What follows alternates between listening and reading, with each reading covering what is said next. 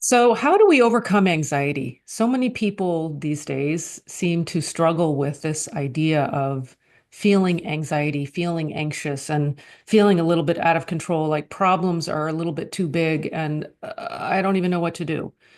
Well, a couple of things. One, if we know that God is all power, we know that God is the only power, and we can turn to God in those times of feeling anxious, then the anxiety can dissipate because we're not trying to manage it. All we need to do is turn to God.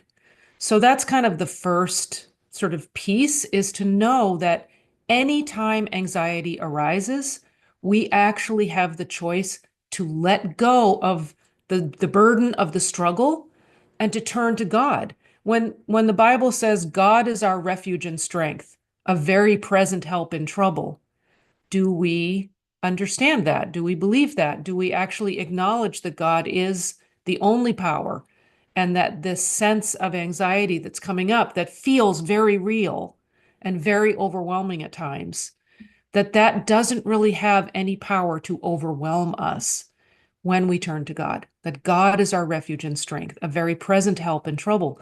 Do we know that God is a present help in those moments? So that's kind of the first thing. The other thing that I think is really interesting is this place of this is there's a line in Science and Health with Key to the Scriptures by Mary Baker Eddy, who discovered Christian Science. There's a line in Science and Health where she says, obedience to truth, capital T, God, obedience to truth gives us power and strength. Obedience to truth gives us power and strength. So in that moment when anxiety like rushes in and it comes up very powerfully for us, God is our refuge and strength, a very present help in trouble. And obedience to truth gives me power and strength. So am I in that moment being obedient to truth, capital T, truth, God? Am I acknowledging that God is the only power in that moment? Or am I buying into the lie that this anxiety that's coming up and presenting itself and suggesting itself as reality, am I buying into it as real, as a reality, as real, as having power? Or am I being obedient to truth and saying, nope, I know that God is the only power.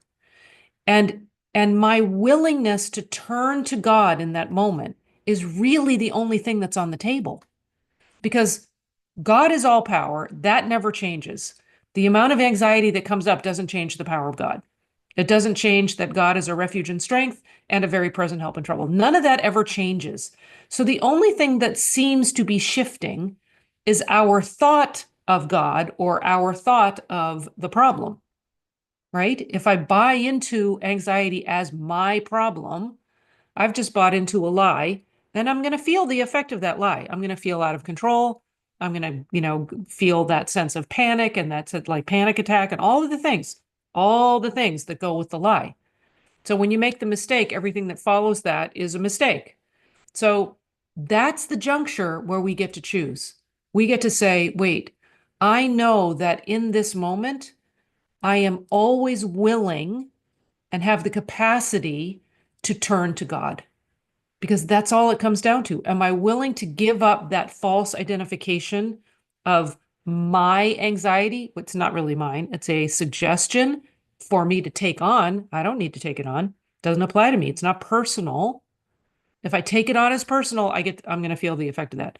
But I have in that moment the opportunity to say, nope, not mine, not personal. It's an aggressive mental suggestion of fear that everything's out of control or something is out of control and I need to grab onto it to control it. It's like, no, no, no. In that moment, I'm not going with the fear. I'm going with God is the only power. I'm going to be obedient to the truth. And am I willing to turn to God as my present help in that trouble? Am I willing to acknowledge the all power of God in that moment?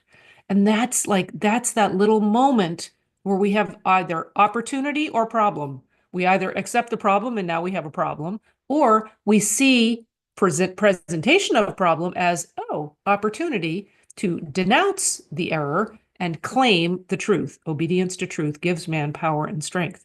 There's another line where she talks about rise in the, what is it? Rise in the strength of spirit.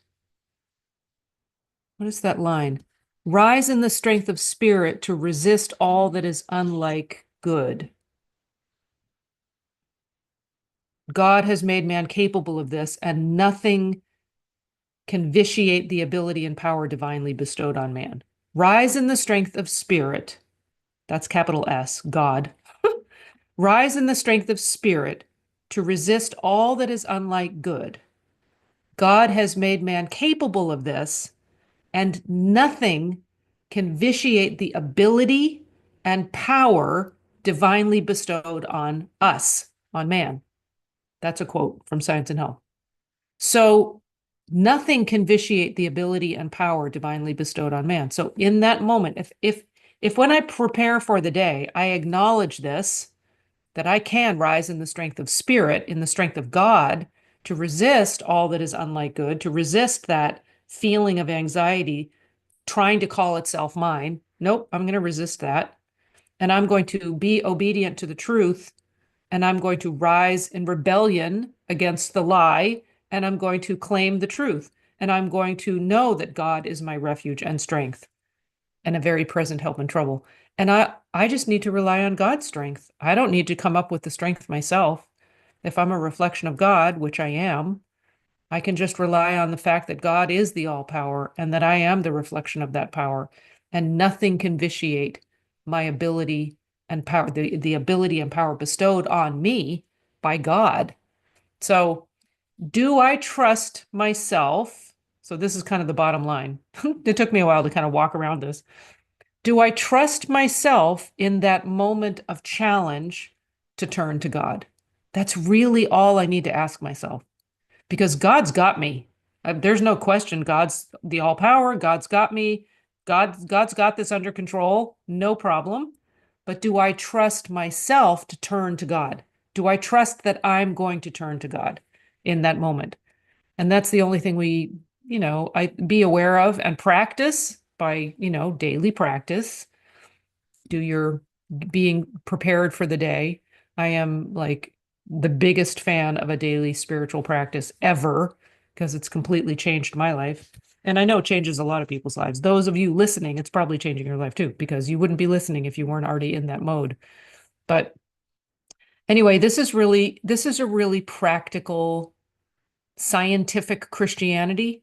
This is scientific Christianity. This is looking at Christianity and the law of God and seeing the practical application of it, the practical nature of it, that we get to live by the law of God in every little thing and not sort of feel like we're separate from that or feel like it doesn't apply to us. It's like, no, you're living, moving, breathing in spirit. And the law of God is operating. And all we have to do is yield to that. So when the challenge comes up, do you trust yourself enough to know that you can yield in that moment? And then know that you're covered. It's kind of like the best insurance policy ever. That's because it's infinite and it's all powerful. It's like, and it's free. It's like, how about that? All right. Lots of love, you guys. Put in the comments free if you feel free to make that choice.